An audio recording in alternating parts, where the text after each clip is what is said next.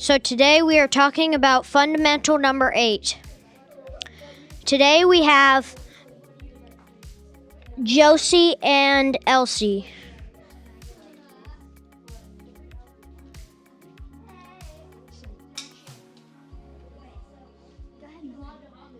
How do you find the way when you get through a reading problem? Normally whenever I have trouble on it, I calm down, breathe, and see if I missed anything like that. So I basically look back and see if I missed evidence or anything. Yeah. You have anything?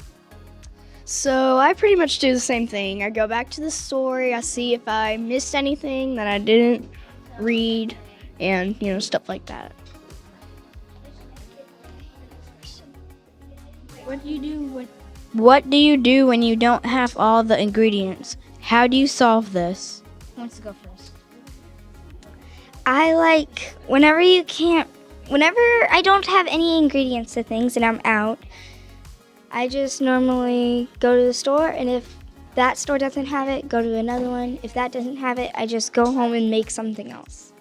It's just easier and better to make it, to where I can have something. Okay, so usually whenever I don't have the ingredients that I have, I like to take a break on it, put all of the ingredients that I already got up, and go to the store the next day and get the stuff that I need.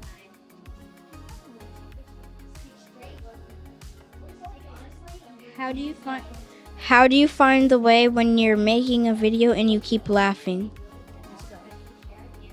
Okay, I try and calm down. I normally just sit there and wait.